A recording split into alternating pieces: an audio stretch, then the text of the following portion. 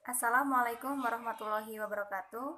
Saya Muntahana Ariswahmida dari Prodi Pendidikan Bahasa dan Sastra Indonesia dengan nomor pokok mahasiswa 20204064030055. Baik, kali ini saya akan menyampaikan tugas ujian tengah semester tentang hal-hal yang diketahui dari mata kuliah menyimak.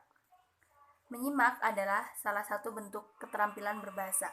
Selain itu, keterampilan berbahasa adalah kemampuan dan kegiatan menggunakan bahasa. Keterampilan berbahasa terdiri atas 4 aspek, yaitu keterampilan menyimak, keterampilan berbicara, keterampilan menulis, dan keterampilan membaca. Salah satu kegiatan yang paling penting namun sering ditinggalkan ialah kegiatan keterampilan menyimak. Kegiatan menyimak saling berhubungan dengan satu sama lainnya.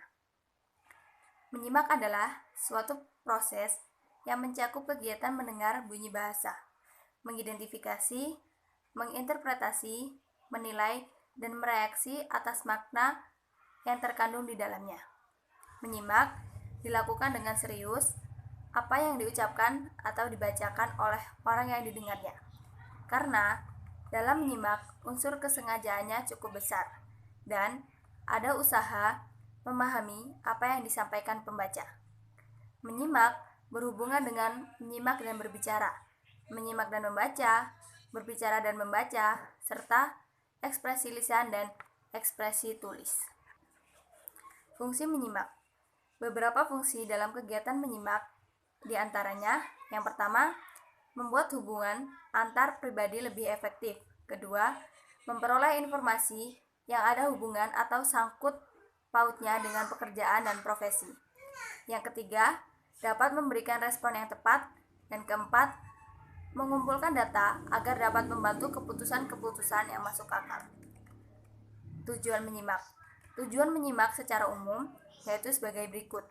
Yang pertama, menyimak untuk belajar, di mana orang tersebut bertujuan agar ia dapat memperoleh pengetahuan dari bahan ujaran sang pembicara. Kedua, menyimak untuk mengevaluasi, di mana orang menyimak dengan maksud agar ia dapat menilai apa yang disimak.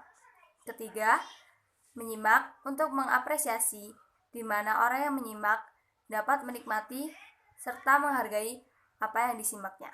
Keempat, menyimak untuk mengkomunikasikan ide-ide di mana orang yang menyimak bermaksud agar ia dapat mengomunikasikan ide-ide, gagasan-gagasan, maupun perasaan-perasaannya kepada orang lain dengan lancar dan tepat.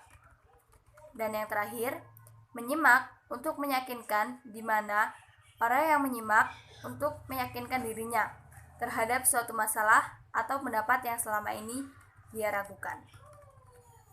Adapun proses menyimak bisa dilakukan yaitu dengan pertama, tahapan mendengar. Tahapan mendengar itu sama saja dengan menyimak secara nalar, yaitu yang dilakukan secara berkala saat seseorang terlibat dalam suatu pembicaraan. Tahap yang kedua, tahap memahami. Maksudnya di sini mendengarkan secara intensional, mendengarkan secara dangkal atau sungguh-sungguh untuk memperoleh informasi yang jelas.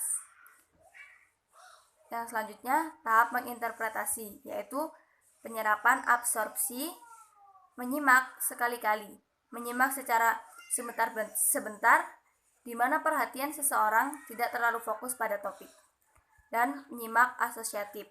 Dan terakhir yaitu tahapan mengevaluasi, di mana menyimak secara arif, menemukan pikiran atau pendapat pembicara.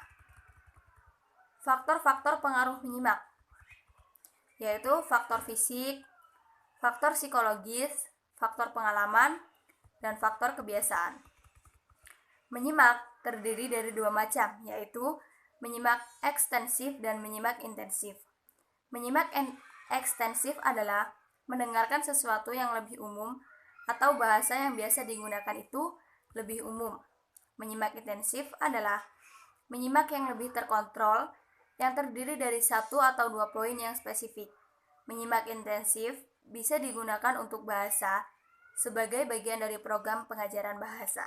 Jadi, kesimpulannya, Keterampilan menyimak yaitu dilakukan dengan cara sungguh-sungguh dan unsur kesengajanya cukup besar. Terima kasih. Itu saja materi yang dapat saya sampaikan. Hanya kurang lebihnya saya mohon maaf. Saya akhiri. Wassalamualaikum warahmatullahi wabarakatuh.